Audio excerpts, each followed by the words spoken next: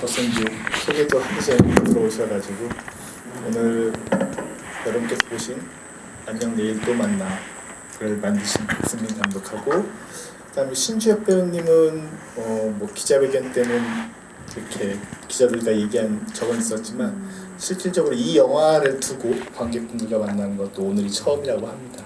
어떻게 보면 되게 귀한 자리가 아닌가 싶은데 신주엽 배우님 나오셨습니다. 큰 박수로 환영해 주십시오. 두 분 먼저 인사 부탁드릴게요. 네, 안녕하십니까. 그 안녕을 또 만나를 쓰고 연출한 백승빈이라고 합니다. 저희 오늘이 이제 지구의 마지막 날이거든요. 되게 뭐 짧고 굵게 이제 지구의 일정을 다 마무리한 일정이고, 여기 이상용 프로그래머님은 제 뭐 영화학교 졸업한 이후부터 이제 알고 지냈던 분인데 제 영화도 많이 좋아해 주시고, 그래서 이 마지막 지구에 또 이렇게 만나게 돼서 되게 오랜만에 만나게 됐는데 되게 뜻깊은 자리인 것 같습니다. 그리고 또 여기 신주엽 배우도 지구에 이렇게 단독으로 이렇게 같이 이렇게 마무리를 하게 돼서 너무 고맙고, 네, 고맙습니다. 감사합니다. 네, 안녕하세요. 저는 강연 역할을 맡은 신주엽이라고 하고요. 네, 저 아까 소개랑 마찬가지로 저도 오늘 사실 GV가 처음 일정이 안 맞아서 이제 오늘 처음 왔는데 처음 온 만큼 다양한 이야기 함께 잘 나눴으면 좋겠습니다. 네, 가까이 있으니까 되게 좋네요. 감사합니다. 제가 뭐 간단하게 궁금한 걸 몇 가지 여쭤보고요. 워낙 신 배우님 팬분들 많으시죠? 팬이기 때문에 뮤지컬 때부터 계속 따라다니시면서 오늘도 오셨다 하시는 분들 대부분 표시를 또 안 하시는구나. 이따 질문 주실 때는 적극적으로 질문 주시면 신 배우님께도 많은 질문 드리고 답변 들을 수 있는 시간이 있었으면 좋겠습니다. 자연스럽게 제가 몇 가지 질문하다가 여러분께 마이크 넘겨드릴 테니까요. 질문들 많이 주시기 바라겠습니다. 그리고 끝나고 나서는 또 그 뒤에서 요 밖에 앞에서 또 두 분 만나고 사인도 받고 할 수 있는 그런 시간도 준비되어 있다고 하니까 네, 좋죠. 네. 그렇게 또 좋은 시간 계속 이어져 있으니까요. 충분히 잘 대화도 많이 하시고 또 누리시다가 갔으면 좋겠습니다. 제가 영화 보면서 되게 편한 질문일 수도 있지만 뭐 직업이 평론가이다 보니까 또 약간 까칠한 질문일 수도 있는데 제가 계속 이렇게 좀 적으면서 보다 보니까 헷갈리는 게 딱 하나가 있었어요. 이게 이제 2015년 대구 기점, 가을 기점이 하나 있고, 그 다음에 새 이야기가 2020년 대구 버전이 있고 가을에, 그 다음에 서울 버전이 있고 부산 버전의 이야기가 있는 거 맞잖아요. 그리고 그때 이제 주인공이 계속 뭐 그 교사, 고등학교 교사였다가 대학 교수였다가 또 학원 선생이다가 뭐 약간 비슷한 계열이긴 합니다만 각 공간 따라서 바뀌는 건데, 가장 이거는 뭐라고 우리가 받아들여야 될까라고 고민했던 부분이 뭐였었냐면 5년이면 그동안 그 일이 일어날 수 없거든요. 2015년을 기원으로 두고 있다고 한다면 2020년 사이에는 5년밖에 없기 때문에 실질적으로 한 20년, 15년 이 정도의 시간이 흘러가야 되는 일이 아닌가 싶은 생각이 들어서, 혹시 제가 뭐 착각을 한 건가요? 연대기를? 2020년의 이야기가 3번 나오고, 네. 그 2020년에 이제 그 심희섭 배우가 연기한 네. 그 성인 동준이 42살의 나이로 2020년이 되거든요. 근데 네. 사실 그 전에는 그 일이 벌어지던 시기는 1998년이고, 네. 그래서 20년의 시간이 흐른 뒤의 이야기죠. 처음이 98년이었던 건가요? 95년이었죠. 95년이었죠. 네, 95년으로. 제가 그걸 착각을 했다고. 2015년. 네, 95년에서 2015년 20년의 그렇죠. 네, 네, 시간의 갭이 있다. 그래서 그동안 뭐 그 교수 이야기에서는 뭐 유학도 갔다 오고 교환학생으로 갔다가 거기서 교수도 하고 뭐 그렇게 왔다라는 설정이거든요. 네. 그리고 세 번째 이야기 부산 버전에서는 그 아이도 15살짜리 아이도 있고, 네네. 그것도 시간을 정확히 따져보면 약간 헷갈리긴 합니다. 그러니까 네, 세 파트 이야기들은 같은 시기의 이야기들이고, 95년 당시에 이제 벌어졌던 일 이후의 이야기들, 물론 이제 20년의 시간을 점프해서 그때 어떤 선택을 인해 가지고 다른 인생을 살게 된 사람이 2020년도에 며칠을 다룬 이야기라고 보시면 될 것 같습니다. 그러니까 대략적으로 20년의 갭이 있고 네네. 뭐 중간 각 인물 따라서 약간의 시간의 차이들은 좀 있을 네. 수 있지만 네. 계속 영화 속에서 나오고 있는 것처럼 평행 이론처럼 네. 같은 시공간 때 어떻게 다르게 확장돼서 살고 있느냐라는 이야기라는 말씀이신 거죠. 네, 알겠습니다. 그래서 그게 뭐 이제 사실은 이 영화의 구조를 설명드리는 것이기도 하고요. 자연스럽게 각각의 인물들이 어떤 삶을 살았나라는 것들을 보여주면서 사실 영화 형식이 감독님이 여태까지 만드신 작품 중에서 제일 길기도 했었거든요.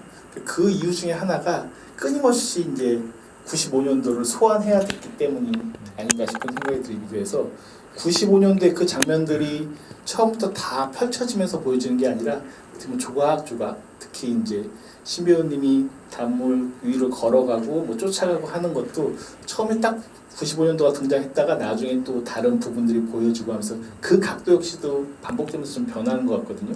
이 고민들을 어떻게 하게 되셨는지가 사실 제일 궁금했어요. 같은 과거도 여러 가지 방식으로 보여주자. 그게 이제 각 파트별 파트 이제 대구, 부산, 대구, 서울, 대구, 부산에 사는 각각의 인생을 살고 있는 동준이의 기억 속에 물론 저는 이제 과거와 현재가 끊임없이 서로가 이제 대화를 하고 지금 현재를 구성하고 있다고 생각을 하거든요. 또 저는 개인적으로는 또 좀 퇴행적인 인간인지는 모르겠지만 미래보다는 과거 생각을 되게 많이 하는 사람입니다. 뭐 어떤 시기를 저도 이제 지금 여기 등장하는 인물의 시기 나이의 시기를 지나다 보니 과거의 어떤 선택으로 인해 가지고 내가 지금의 내가 갖고 있는 어떤 다양한 삶의 고민이나 어떤 후회 같은 것들이 다 연결이 돼 있는 거 아닐까. 그러다 보니 뭐 여기 이제 주역 배우가 연기했던 제 과거의 그 등장 인물 그 형이라는 캐릭터가 어떤 인물의 어떤 시간 속에서는 이렇게 환기가 되고 어떤 시간 속에서는 뭐 어떻게 환기하고 이런 부분들이 계산적으로 조금 많이 들어가 있는 상황인 것 같습니다. 각 에피소드별로. 그래서 네. 딱 에피소드가 소환해야 되는 이야기 속의 인물을 데리고 온 거라고 생각이 드는 것 같아요. 그래서 조각조각 같은 이미지들이 다 이제 조합이 돼서 결국에는 강인이라는 인물이 좀 특별한 인물처럼 느껴진다면 이제 그게 제 전략이 조금 맞아떨어진 거 아닌가라는 생각이 들고 뭐 어떻게 보시는지 잘 모르겠습니다만 저는 여기 주역 배우의 강현님 캐릭터를 이 영화에 등장하는 모든 인물 중에 제일 아름답게 찍으려고 노력했었습니다. 원래 아름다우셔가지고 어떻게 찍어도. 뭐, 근데 사실은 궁금한 게 강현 배우님이 이 캐릭터를 뭐 이전에 제가 아까도 뭐 사석에서 잠깐 말씀드렸었지만 전에 잠깐 나오셨던 뭐 판서리 복서나 이런 영화들을 제가 전주에서 상영했던 적이 있었거든요. 이번에는 많이 나오는 신이기도 하고 특히 재밌었던 게 혹시 기억하실지 모르겠지만 그 강현 선배를 이제 동현 입장에서 이렇게 설명해주는 장면이 볼 때 영문 뉴스나 뭐 방에 있는 포스터 근데 그게 그 메이저리그 야구 선수 네. 포스터가 지나간다든가 그리고 뭐 진짜 캐나다에서 문학상이었던 그 보면 기사에도 뭐 캐나디언 코리언이라고 하는 그런 식으로 설명이 된다든가 라는 것들이 있어가지고 이게 뭐 캐나다에서 과거를 보냈고 이쪽으로 온 그런 강연이라고 하는 인물인데 배우님이 갖고 있는 사실 뭐 본인이 경험했던 정체성을 이걸 소화했는지 아니면 이런 얘기들을 이제 듣고 제안을 받았을 때 이 캐릭터를 구현하기 위해서 어떤 고민을 했을지가 사실 제일 궁금하긴 했었어요. 영화 안에 있는 그 강연이 사실 겪었던 그 어머니의 영향력 그것이 뭐 예를 들면 아까도 말씀하셨던 것처럼 어떤 캐나다에서 어머님을 통한 그런 유학 생활 그것이 뭔가 정서적으로 한국에서 어렸을 때부터 지낸 아이들과는 좀 다른 차별성을 두는 건데 저한테도 만약에 그런 경험이 있다라고 하면 저는 사실 좀 그냥 개인적인 얘기지만 저는 사실 대안학교를 나왔어요.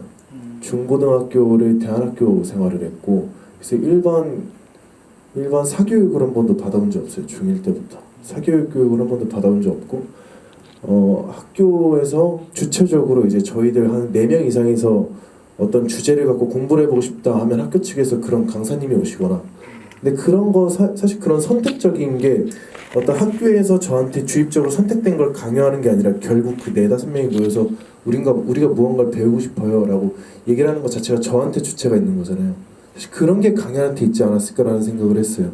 그것이 결국 강연과 저가 어떻게 보면은 좀 연결할 수 있는 지점이라고 생각을 했고, 그래서 어떤 캐나다에 유학을 간다면 과연 어땠을까라는 것보다는 캐나다에서 유학을 가서 생활을 한다는 그 아이가 어떤 가치관이나 어떤 정서를 갖게 될까?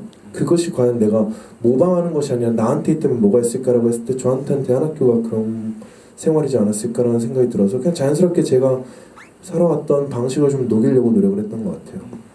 말씀 너무 잘해주시니까 제가 자연스럽게 하나만 더 여쭤볼게요. 네네.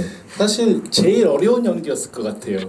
어머니의 죽음 이후에 그 차 위에 올라가가지고 분노를 폭발해야 되는 건 어떻게 보면 되게 상투적인 연기이기도 하지만 이 인물이 가지고 있는 그동안은 되게 멋있는 형이고 어떻게 보면은 음악을 듣고 있는 장면 뒷모습들이 상당히 대부분이기도 하고 이런 모습의 형이었다가 그 순간만큼은 동생이 보고 있다는 것을 나중에 의식하게 되긴 하지만 되게 분노를 표출해야 되는 그런 연기는 쉬우면 쉽고 되게 어려우면 어려웠을 것 같은 그런 설정이어서 그때 어떠셨는지가 사실 제일 궁금했었습니다.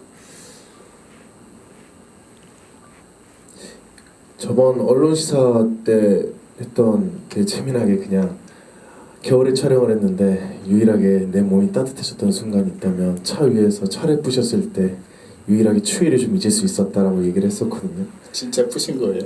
근데 그게 제가 이제 하려고 했던 건 아니지만 어쨌든 추위는 풀렸었죠. 근데 이제 사실 그 장면을 하면서 제가 염두하려고 꼭 했던 건 어떤 무언가 해소가 되는 나를 최대한 인정하고 싶지 않겠다라는 생각을 했어요. 어떤 극심한 분노라는 게 과연 뭘까? 그냥 감정적으로 극심한 분노를 이렇게 표면적으로 표현하면 되지 않을까 보단 극심한 분노를 느꼈을 때 사람이 어떻게 이거를 어떻게 그 다음을 진행시키고 싶을까? 이게 극심한 분노를 표현하는 것보다 자기가 극심한 분노로 인해서 해소되는 어떤 그런 안정감을 자기가 받아들이지 않으려고 노력을 한다면 계속 이 어떤 결국 아픔을 제가 그래 이제 이 정도면 됐어라고 하는 순간 그 아이가 가진 어떤 분노가 다 표출되지 않을 거라고 생각을 했거든요. 그래서 나는 계속 안정되려고 하는 그런 마음을 계속 이겨내려고 하고 더 부시려고 하고 계속 부시려고 하고 더 부시려고 하고, 왜냐면 더 이상 그래 이 정도 부셨으면 됐어 하는 것 자체가 분노를 스스로 이제 가라앉히는 행위니까 그런 어떤 극심한 걸 표현할 때는 최대한 그냥 차를 어떻게 하면 더 와장창 부실 수 있을까, 그것이 지속돼야지만 오히려 더 이 아이가 갖고 있는 극심한 아픔이 극대화로 보이지 않을까라는 생각을 했거든요. 그리고 한 번도 흔들린 적 없다라고 동준의 시선에서 바라보는 강연이기 때문에 휘청하는 게 정말 나라까지 간다라는 건 아이가 그 아픔을 이제 감내하고 해소되는 게 아니라 해소되지 않고 끊임없이, 그래서 영화 끌려가기 바로 직전까지 사실 강연은 이렇게 숨을 쉬지 않아요. 계속 놓으라고 그걸 좀 염두에 두고 하려고 했던 것 같아요. 나중에 영화 나왔을 때 그렇게 보여주면 좀 더 강연이 추락하는 것이 더 관객들한테 왜 저렇게까지 물론 엄청 큰 일이지만 그렇게 보이지 않았을까 그런 생각이 들었습니다.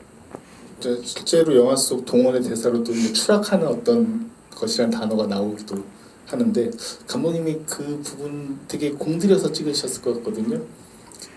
어떻게 강연 캐릭터 만드실 때 그 장면에서는 어떤 얘기들을 많이 하셨는지도 궁금합니다. 저는 사실 여기 등장하는 모든 배우들을 미팅하고 나서 그날 캐스팅한 사람은 유일한 사람이었거든요. 신주엽 배우가 이제 그날 사실 전 주엽 배우를 그날 실제 그날 미팅하고 잠깐 대기하고 있다가 저 배우랑 같이 가자고 이제 얘기를 해서 그랬고, 또 그날 또 홍사빈 배우가 또 기다리다가 마주쳤죠. 마주쳤고 홍사빈 배우가 지난 이제 GV 자리에 이제 주엽 배우 안 온 자리에 자기가 이제 미팅하고 나서 나갈 때 신주엽 배우를 봤대요.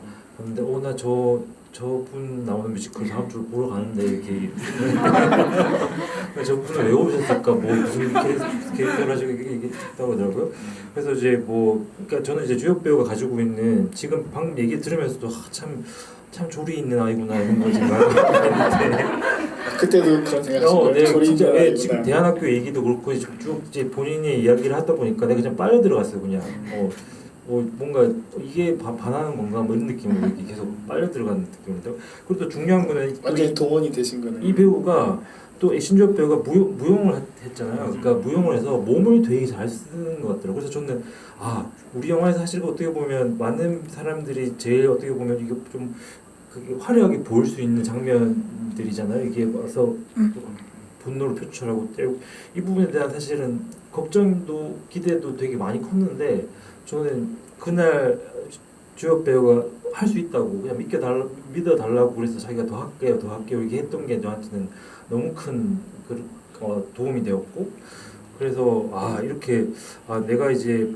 앞으로 이제 작업을 얼마나 더 많이 할 수 있을지 모르겠지만 이제 배우랑 미팅하면 얘기하고 또 내가 좀 걱정하거나 좀 기대하는 장면들에 대한 얘기를 좀 까놓고 얘기하면서 이렇게 좀 서로 커뮤니케이션 해가면 그 장면이 얼마나 더 좀 제가 좀 뿌듯하게 찍을 수 있을까에 대한 하나의 예를 제가 경험했다고 생각했습니다. 지금 뭐 마지막 지구라고 너무 찬사 일변도로 가는 것 같긴 한데 근데 실제로 그랬던 것 같습니다. 네. 하나만 더 여쭤보면 영화 관련된 거 하나만 여쭤보면 여러분들의 질문을 자연스럽게 받도록 하겠습니다. 사실은 이제 감독님 영화를 제가 처음으로 봤던 건 제 기억에 맞다면 2005년도 단편 영화를 기억하는데 프랑스 중위의 여자 이제 존 파울즈라고 하는 7년도인가 제 연도 계속 틀리네요 지금 제 기억력을 양해 부탁드리겠습니다. 그 영화에 대해서 제가 어딘가에 카탈로그에 그 소개글을 썼던 기억도 나고요. 근데 이제 제가 존 파울즈 소설을 너무나 좋아했었고 그 소설을 좋아했어서 그거 갖고 단편 영화를 만든다고 하는데 너무 재밌는 영화인 거예요. 영화적인 것과 되게 문학적인 것에 대한 경계를 갖다 하는 그 이후에 이제 많은 작품들에서도 그런 것들을 이제 보여왔었는데 이번 작품도 사실은 주인공 중에 한 명이 연문학 교수이기도 하기 때문에 빠질 수가 없고 특히 이제 강연의 어머니도 시를 쓰는 그런 문학적인 부분들이 빠질 수 없다라고 생각이 드는데 이게 정확하게 홍보는 일부러 안 하셨는지 모르겠지만 동명의 작품 있지 않습니까? 네, 이 안녕 내일 또 만나라는 동명의 한국에서는 한 2015년, 16년쯤에 번역 출간됐었는데 지금은 절판된 책인데 되게 좋은 책이고 사실은 이 영화하고 되게 그 영감됐다고 봐야겠죠? 인스피레이션 됐다고 봐야겠죠? 영감을 많이 받은 작품이에요. 사실 과거의 친구에게 고등학교 친구에게 편지 형식으로 자기의 어떤 과거의 그날 때 하지 못했던 것에 대해서 고백적인 이야기를 쓰는 그런 작품이라고 볼 수가 있는데 이 안녕 내일 또 만나라는 이 책에서 모티브 기원한 것도 그렇고 또 중간에 보면 그 교사인 그 주인공이 그 술집 같은 경우도 이제 지오바니스 룸이라고 하는 것도 사실은 되게 유명한 또 영문 소설가의 그 작품 제목이기도 하고 그렇게 많은 영문학 작품들을 이번엔 되게 원 없이 가져오셨다. 예전에는 이거 약간 경계하면서 가져온다는 느낌이었다면 그렇게 의도이기도 하셨을 것 같고 그런 선택을 강하게 하셨던 또 이유가 뭐였을까가 궁금하게 됐었습니다. 제가 사실 이 작업을 시작하게 될 때 제일 많이 들었던 생각이 이게 좀 지나치게 좀 개인적인 이야기라서 좀 당황스러울 수도 있는데 저는 이제 모든 창작하는 사람들은 기본적으로 좀 우울증을 가지고 있다고 생각해요.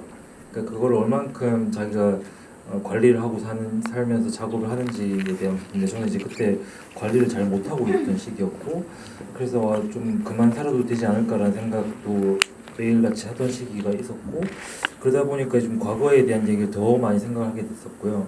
그러다가 이제 안녕 내일 또 만나는 책에 대해서 이제 이 책을 영어로 만들다면 어떻게 만들면 좋을까라는 칼럼을 그 의뢰를 받아가지고 제가 제 좋아하는 책이니까 제 과거의 이야기들을 꺼내보자. 그래서 이게 마지막이라고 생각하고 저는 제 속에 있는 우물에서 이제 뭔가 물을 길어다 쓰듯이 창작을 한 사람이라서 이번에는 이제 내가 원 없이 하고 다음부터는 좀 이제 또 이 사람은 또 자기 얘기 같은 사람 또 하는 거야? 막 이렇게 얘기 안 듣게 제가 좀 다른 얘기를 하고 싶다는 생각을 이번 작업하면서는 좀 원 없이 좀 많이 했으면 좋겠고 그리고 또 예전에는 제가 책 얘기나 뭐 글 쓰는 사람이 영화에 나오면 또 젠체 한다고 그러고 또 이게 뭔가 좀 뭐 지적이려고 한다고 그러고 막 이런 얘기를 되게 많이 들었거든요. 그래서 저는 안 그래도 지적이세요. 아닌데 저는 그러니까 사실 이 영화에 보면 이제 처음 들어보는 책이나 작가나 뭐 네. 문구나 많이 나올 수 있는데 이게 당황스러울 수도 있다고 생각하는데 만약에 아시는 분들은 뭔가 맥락이 있어서 즐겁게 볼 수도 있을 것 같고 만약에 모르신다면 이번 기회에 뭔가 좀 메모를 해놨다가 서점에 가셔서 이런 재미가 있을 것 같다고 보시게 되면 저는 좋다고 생각이 들거든요. 그래서 뭐 그런 맥락에서 저는 이제 이 작업을 그냥 저는 사실 너무나 당연하게도 영문과 졸업생이고 그리고 뭐 진짜로 이건 진짜 너드 같은 고백인데 학교 다닐 때 정말 저기 뭐 책 베껴 쓰고 이런 것들 정말 많이 해봤고요.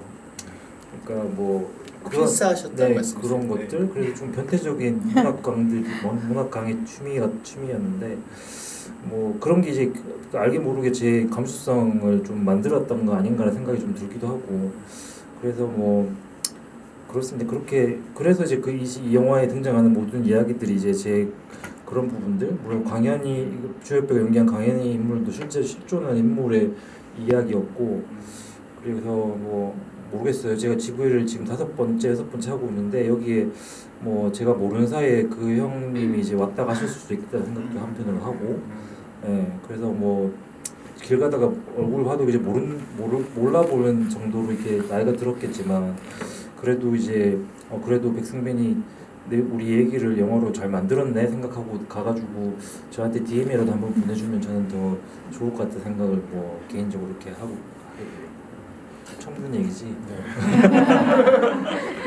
감독님이 그 대구 사람이기 때문에 사실 이제 대구의 배경 학교도 대구 쪽에 있는 학교 원래 다니셨던 아니 거죠? 저는 여기 영화 아카데미라는 학교를 29살에 입학을 했는데 네. 그 전까지는 서울에 올라본 적이 없습니다.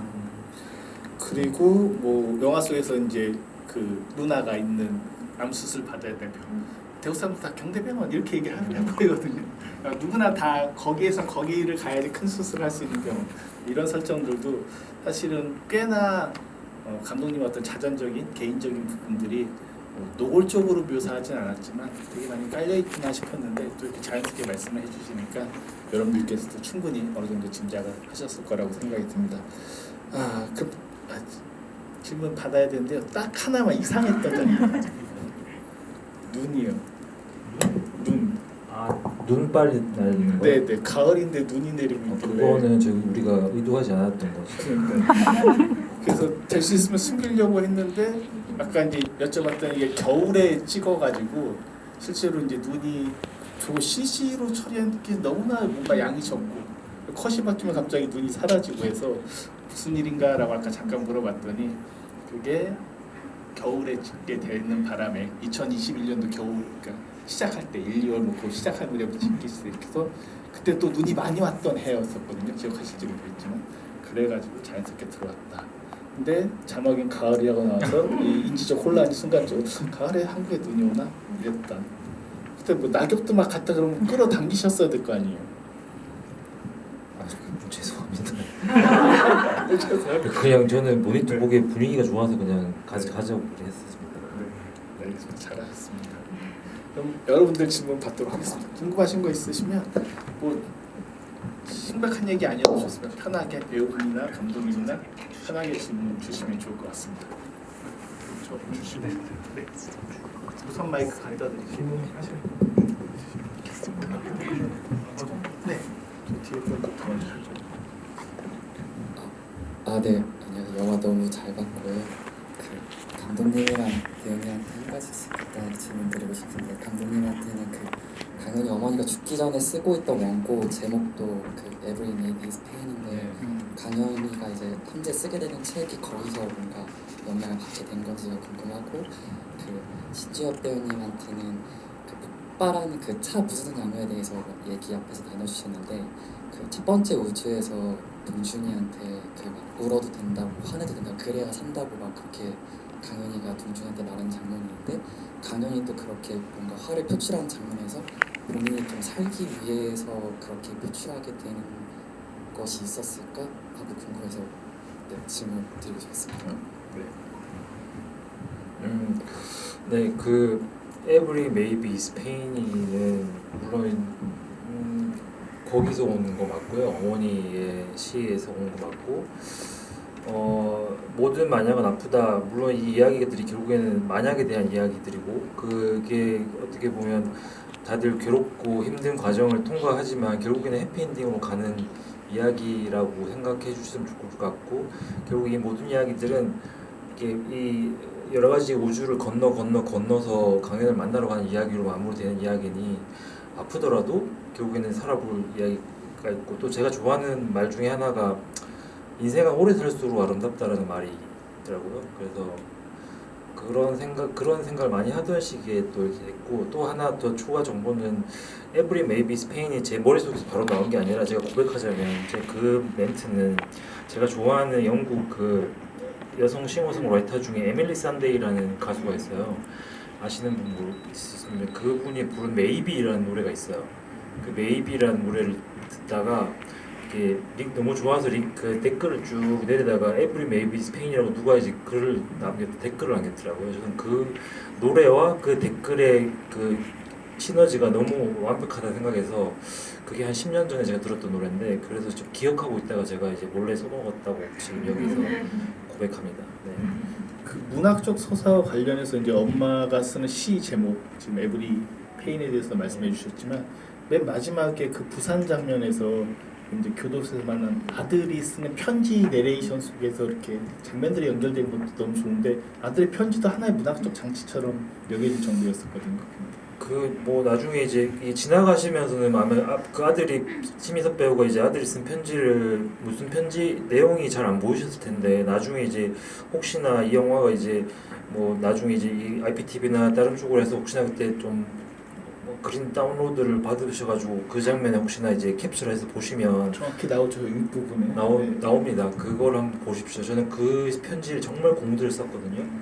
네, 그 얘기를 보시면 네, 이 영화에 사실 제가 하고 싶은 이야기를 사실 그 딸들이 아프지 않다는 얘기를 사실 그거를 뭐 찍는 것도 생각을 했지만 사실 그렇게까지 찍고 싶지 않았어요. 그래서 아무튼 그거를 이제 제가 뒤에 남기도록 하고 신주엽 배우 얘기를 들어볼까요? 나중에 저 혹시 마이크 아직 갖고 계신가요?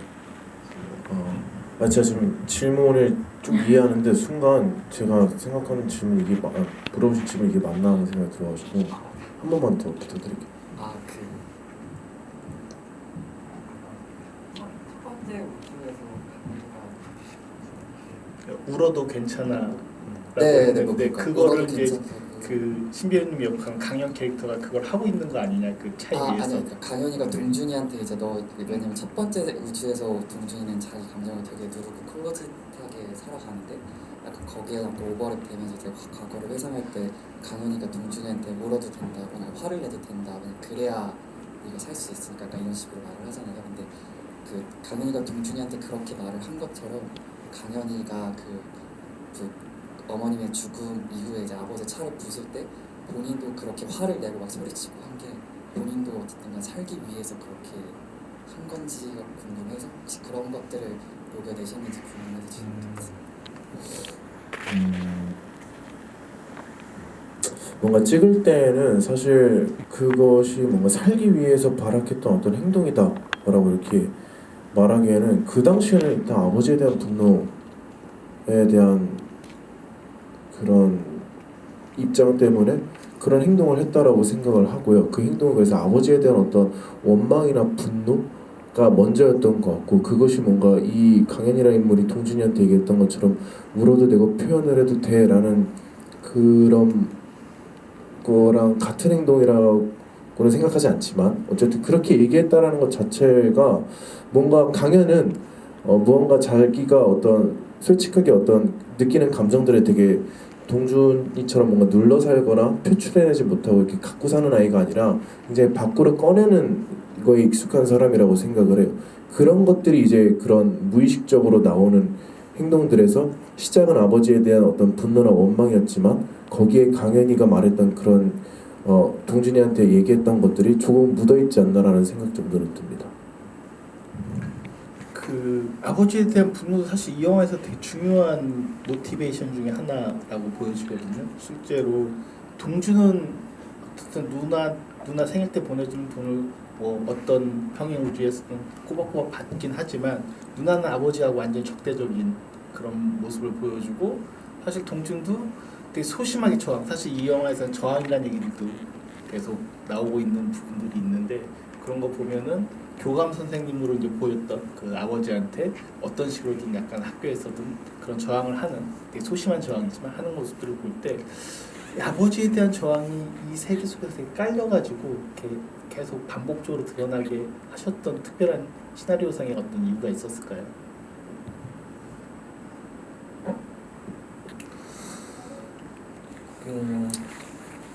사실 이 영화를 제가 대구에서 다 찍고 싶었는데 그리고 좀 제가 평생을 대구에 살았고 그리고 대구를 떠나고 싶었지만 그러지 못했던 것에 대한 가장 큰 어떻게 보면 억압이 아버지로부터 없는 것이었다고 지금 기억을 하고 근데 저희 실제 아버님은 지 영화 속의 아버님처럼 저렇게 가부장적이거나 폭력적인 분은 아니시거든요.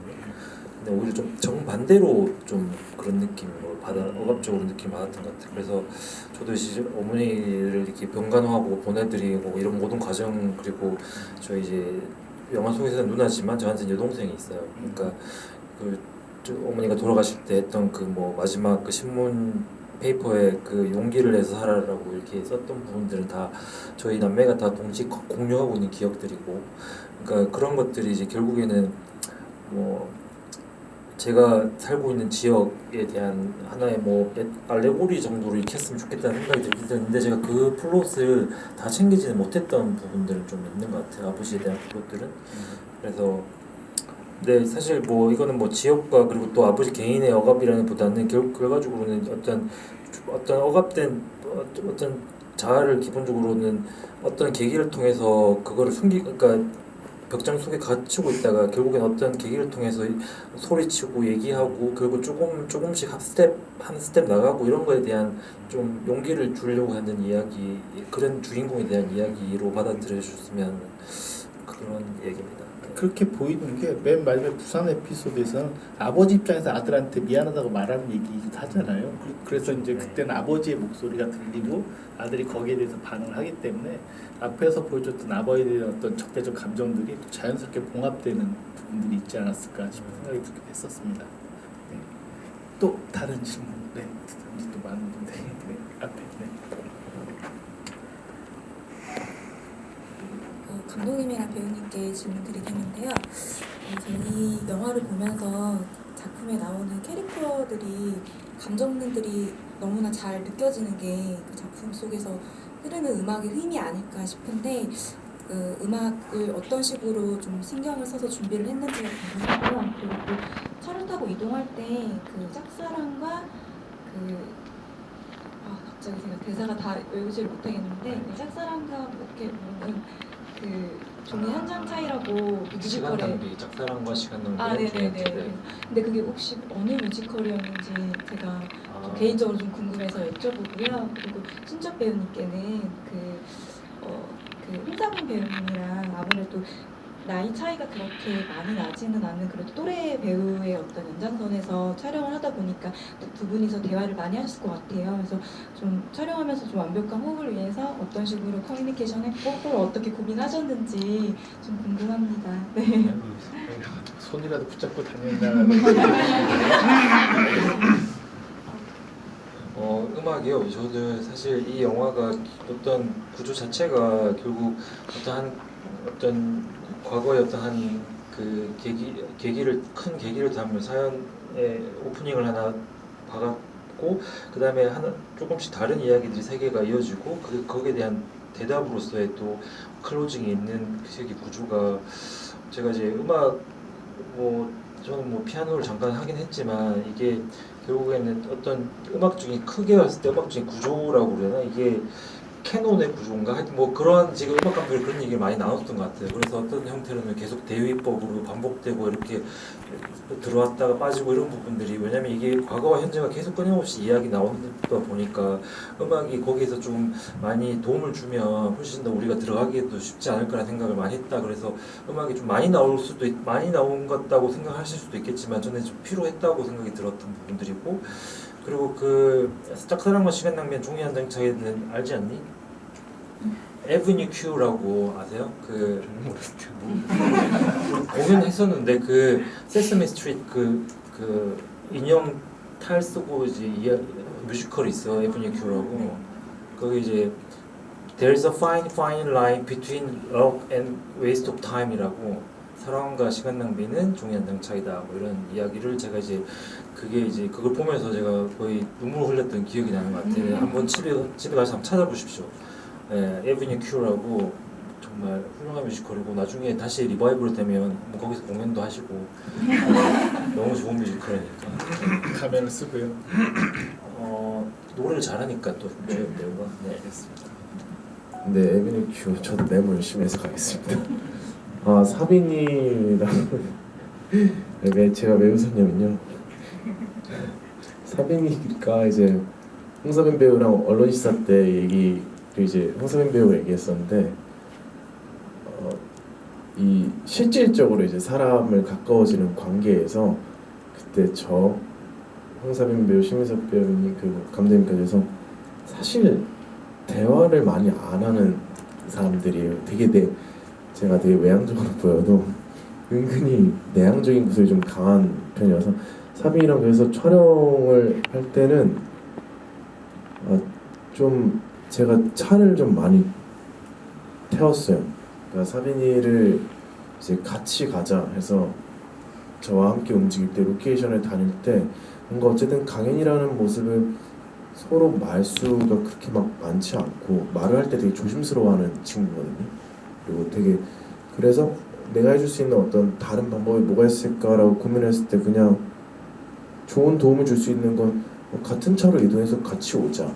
로케이션이 인천 쪽이어가지고 같은 차를 이용하다 보면 어쨌든 대화를 많이 하지 않더라도 몸이라도 가깝다면 뭔가 그 가까운 몸 안에서 어쨌든 다른 시너지나 이런 게 발휘되지 않을까. 그리고 홍서빈 배우는 촬영하기 전부터 굉장히 준비하는 과정에서 되게 세심하고 그리고 엄청 꼼꼼한 배우라고 생각을 했어요. 정말 생각지도 못했던 부분에서도 많은 고민을 해오는 친구였고, 그래서 그런 부분들을 옆에서 듣고 저도 강연을 그런 식으로 준비를 하다 보니까 우리 현장에서 처음 만나서 이렇게 연기를 할 때 더 새롭게 보이는 게 많았던 것 같고, 물론 이제 리허설이란 건 하지만요. 네. 그래서 현장에서 되게 폭발적으로 뭔가 나오는 것들이 되게 많았던 것 같아서 저한테도 색다르고 좋았던 것 같아요. 두 분이 싸우는 장면도 있잖아요.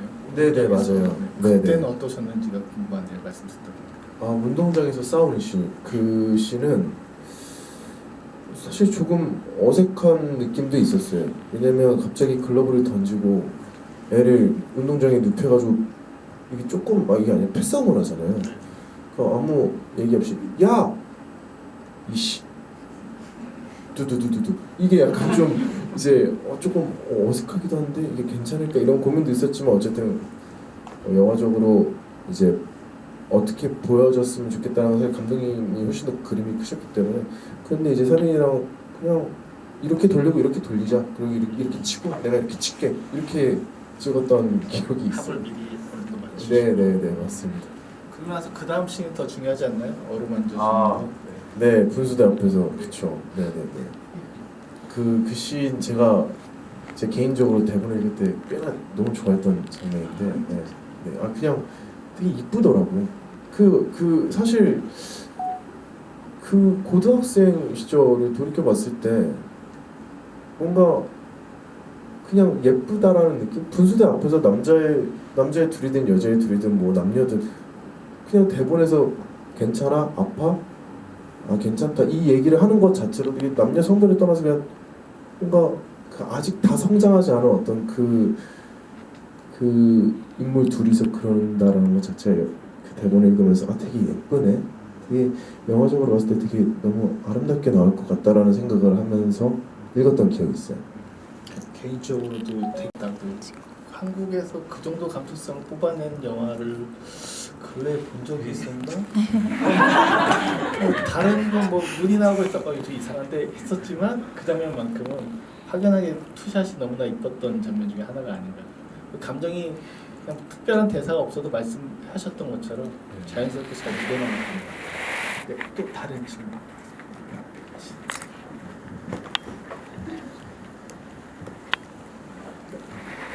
안녕하세요. 너무 잘 봤고요. 감독님이랑 배우님한테 즉각 질문이 있는데 먼저 감독님한테는 일단은 동준이가 아버지한테 이제 소심하게라도 저항을 한다고 하는데 지금 세 가지 이제 다 미래에 동준이가 학교 선생님을 하든 대학 교수를 하든 학원 선생님을 하든 누군가를 가르치는 이제 교사라는 직업을 가지고 있는데 이제 이게 아버지의 영향을 받은 건지 아니면 그 직업 동준이의 미래의 직업을 설정하실 때 다른 이유가 있었는지가 궁금하고요. 배우님께는 이제 그 강현이가 이제 어머니의 죽음을 직접 최초로 발견을 하고 이제 그렇게 해서 경찰 잡혀가는데 동준이에게 나중에 이제 내일 또바라고 말을 하는데 그때 아무래도 강현이도 어린 학생이고 이제 충격적인 장면을 봤는데도 봤음에 이제 동준이에게 그렇게 얘기를 해주는 게 강현이는 또 어떤 마음으로 그렇게 연기를 하셨는지가 궁금합니다.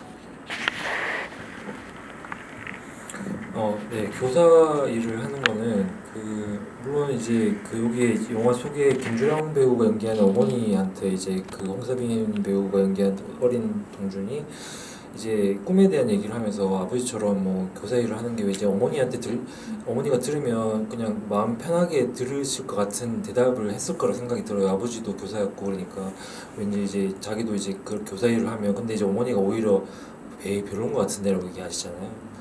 저도 사실 저희 어머니가 돌아가시지 않았으면 저는 영화 작업을 안 했을 것 같거든요. 학집을 계속 대구에 살면서 저희 아버님도 교사 출신이었기 때문에 물론 이렇게 근데 저는 교사 어떤 에피소드는 교사고 어떤 면은 강사고 어떤 면은 교수다 이런 부분들은 사실 저는 그렇게 생각해요. 어떤 인생에 조금씩 방향이 다 달라서 직업을 다르게 가시더라도 저는 그 일이 어느 정도는 다 비슷할 거라고 생각해요. 어떤 다른 우주에서도.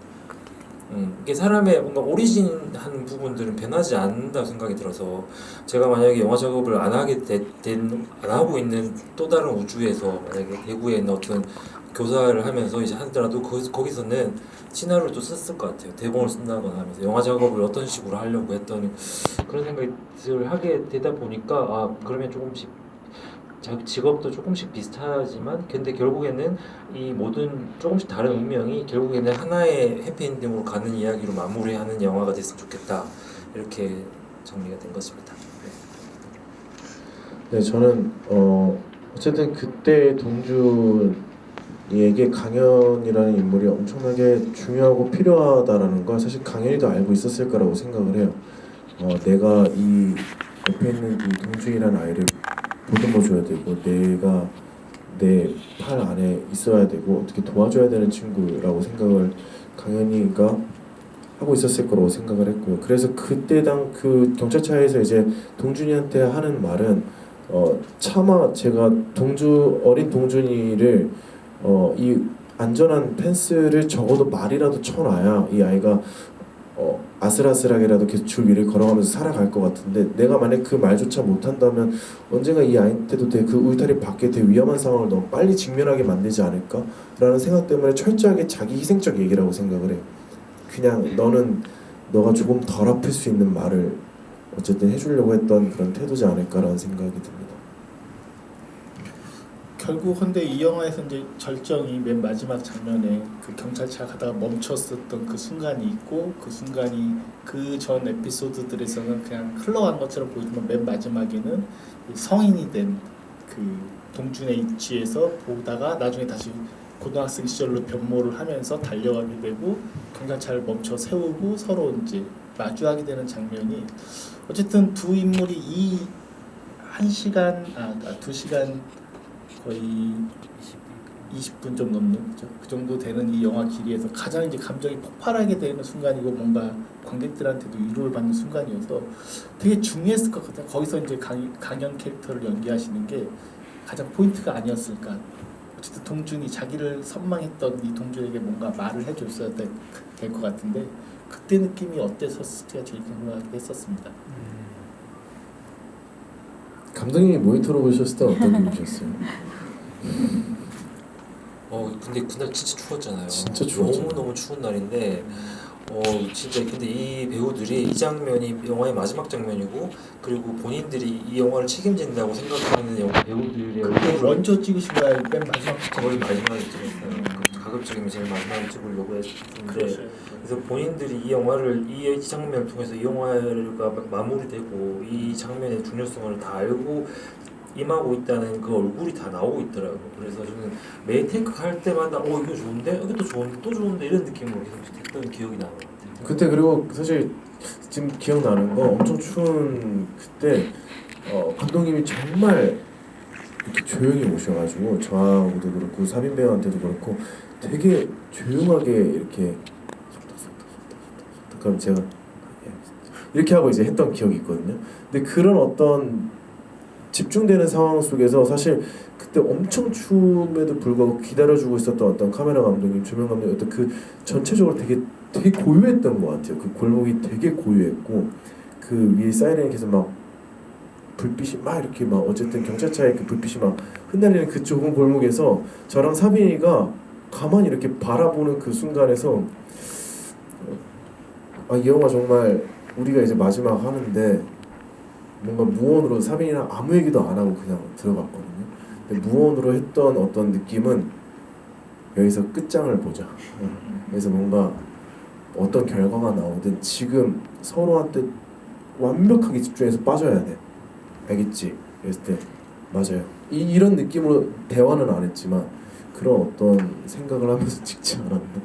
네, 그때는 막 이렇게 해야지 저렇게 해야지 어떤 계산적인 것보다 그냥 여러 상황이나 어떤 여러 해석을 두고 이걸 어쨌든 감독님이 나중에 다 보시겠지.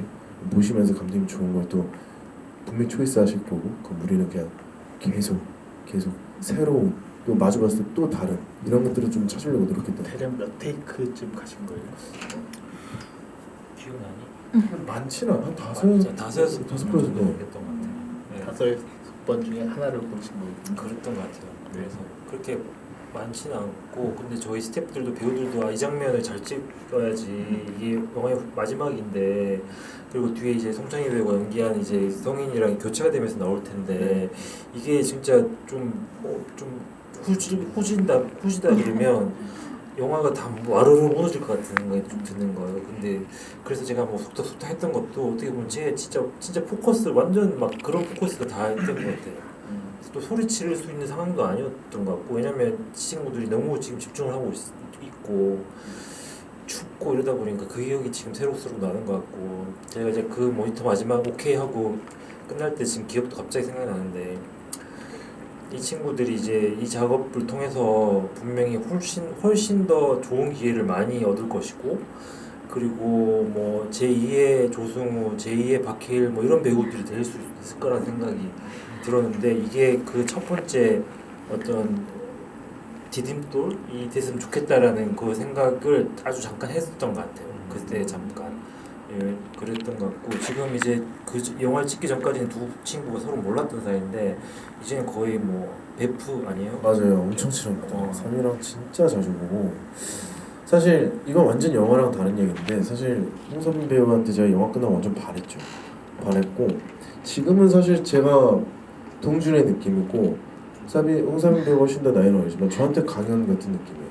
그 친구가 지금 하고 있는 어떤 연기적인 거 말고도 심지어 그 친구는 글도 쓰고 연출도 하고 또 그런 지점의 방향성이 저한테도 자극이 되고 그리고 그런 것들을 하고 있었는데도 불구하고 그 친구 걸 보고도 또 저렇게도 할 수 있구나 하는 어떤 배움점이 되는 네 제가 정말 이런 얘기를 하지 않지만 존경한다라는 표현을 잘 쓰진 않지만 어쨌든 진짜 존경하는 동생이거든요. 그래가지고 네 지금 아주 이 영화를 통해서 정말 감사하게 네 인연을 갖고 가고 있죠. 저희 질문 이제 딱 한두 개 정도밖에 못 받을 것 같거든요. 네, 저 오른쪽에 계십니다.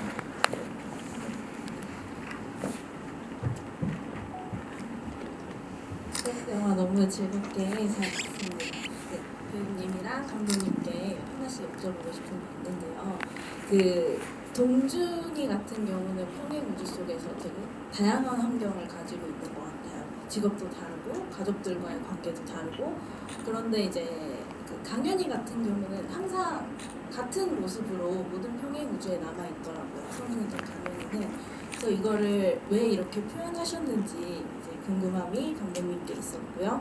그다음에 배우님께는 사실 아까 그 싸움 하셨다던 그 장면을 저는 보면서 강현이가 어떻게 보면 동준이한테 되게 듬직하고 따뜻한 친형 같다는 좀 느낌도 들었어요. 그래서 이 세상에서 생존할 수 있는 방법을 가르쳐 주거나 아니면 가끔 위로도 좀 하고 그런 역할로 보였는데 그 싸움도 그 똑같이 좀 화를 낼 수 있는 방법을 알려주는 게 아닐까라는 생각을 했습니다. 그래서 어떻게 보면 동준이는 강현이한테 되게 많은 영향을 받고 있는 모습이 영화에서는 그려졌는데 그 최근에 인터뷰하셨던 그 시내 21에서 하셨던 모습 말 중에 그 강현이는 교복을 입고 있는 것만으로도 되게 위태로운 상황이다라고 말씀을 하셨던 것 같아요. 그래서 그게 굉장히 인상적이었는데 어쨌든 강현이도 그 불안한 모습들이 있었을 것 같아요. 그래서 동준이한테 어떤 영향을 받았을까라는 좀 궁금증이 있습니다.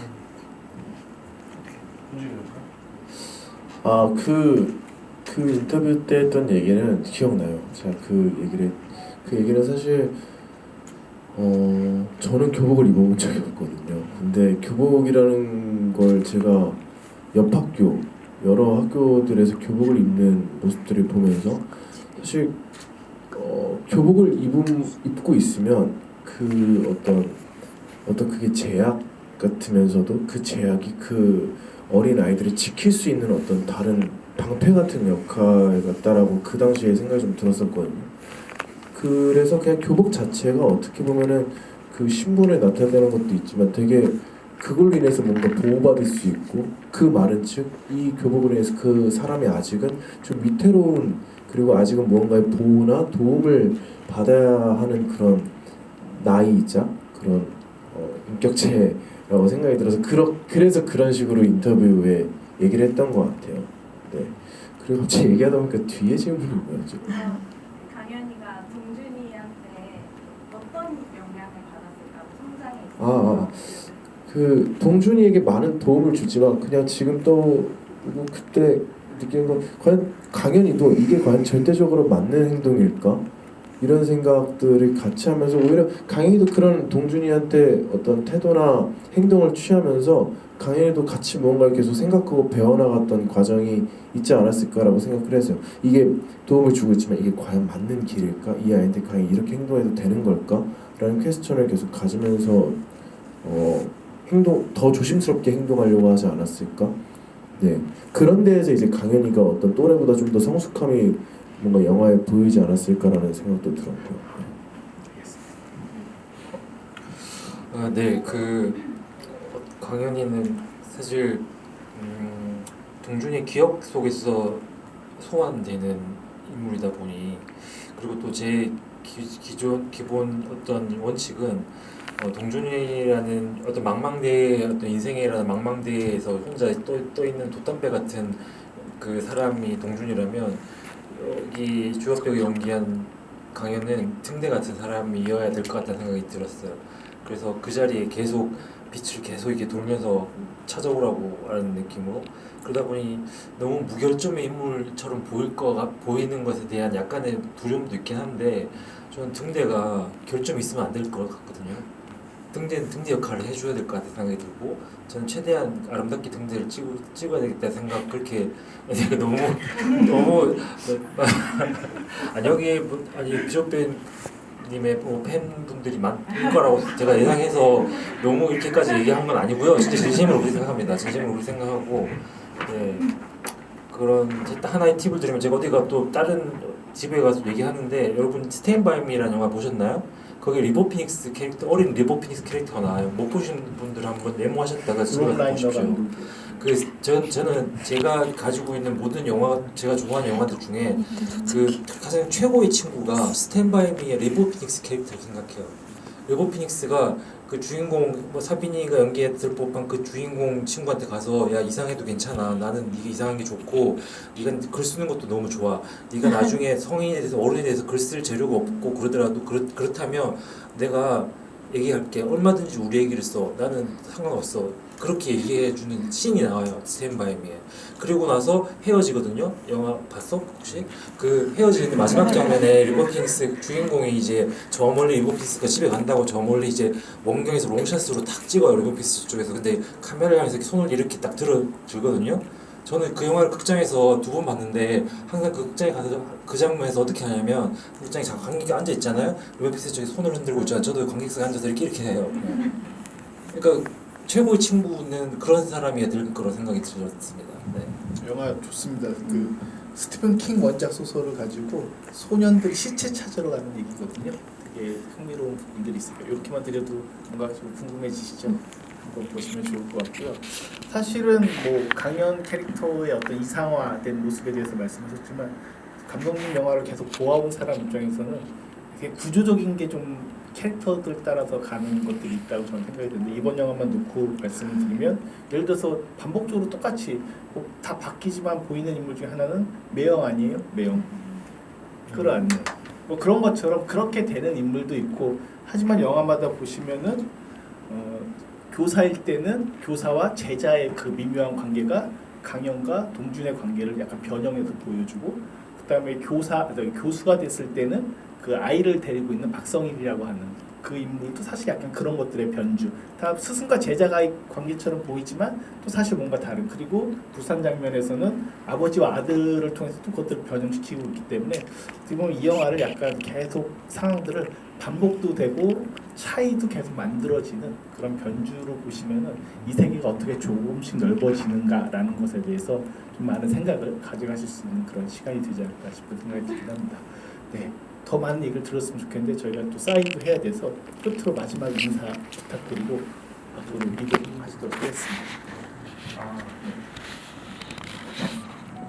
이거 아니 이게 뭐냐면요. 그 제가 그 원래는 저는 궁극적으로 소설을 쓰는 게 목표인 사람인데 어쩌다 영화 작업을 좀 하게 됐는데 제가 올해 초부터는 조금 소설을 좀 써볼까 해서 이제 소설을 썼었어요.